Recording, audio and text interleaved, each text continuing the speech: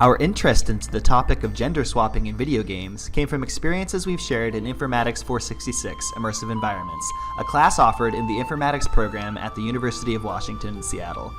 The entire class takes place in a video game, Second Life, where each student chooses an avatar to present themselves and looks into the areas of agency and self-portrayal in non-physical mediums. To the surprise of many individuals in the class, including ourselves, many chose to create characters for themselves that were either not their own gender or entirely not human.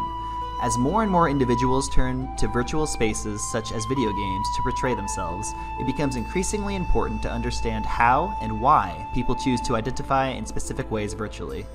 We see our research into gender choices in video games as a first step towards the ultimate goal of understanding more fully how individuals choose to represent themselves in these emerging immersive environments. The reason we chose these methods is because online surveys can be distributed to a large audience to gather quantitative data. And the interviews were conducted afterwards to find a more in-depth answer to the reasoning behind why people chose certain genders. For our surveys, we wrote them carefully to make sure none of our questions were biased, and we pilot tested it to ensure every question made sense to our participants. We then distributed our survey on the UW Facebook groups, as well as Reddit, to get a representative sample. We were able to get over 180 responses. To analyze our surveys, we wrote a script with Node.js that gave us every combination between the gender chosen and the gender of the participants at birth. We then created charts to visualize our data.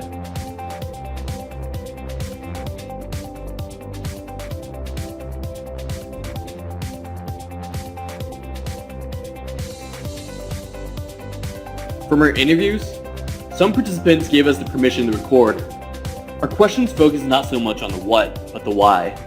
What do you like about that character?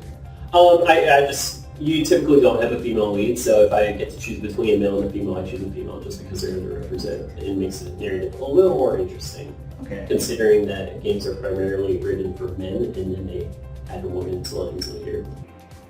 We also were able to go back to the Immersive Environments class to interview one of the students there. Do you have any specific reason why you choose the gender? That's a good question. I suppose it's because it's like more relatable to who I am. I suppose whenever I'm interacting in a virtual space, I kind of like to make it more personal, like to be more about me. After our interviews, we rewatched the recorded interviews and transcribed each one.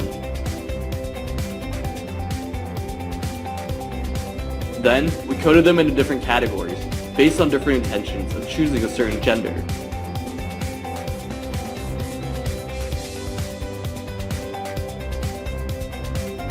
Four categories we formed were skills, narratives, appearances, and social implications.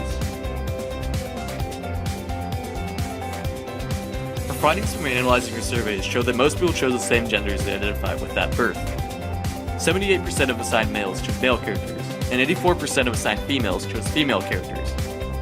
In conclusion, we cannot definitively reject a null hypothesis because we have to recognize that the scope of our research was limited to only a small sample size of 182 respondents through our survey. Our interviews touched on four categories as to why people chose certain genders when choosing characters, but future research could be done using other qualitative methods to expand on the reasonings behind people's decisions.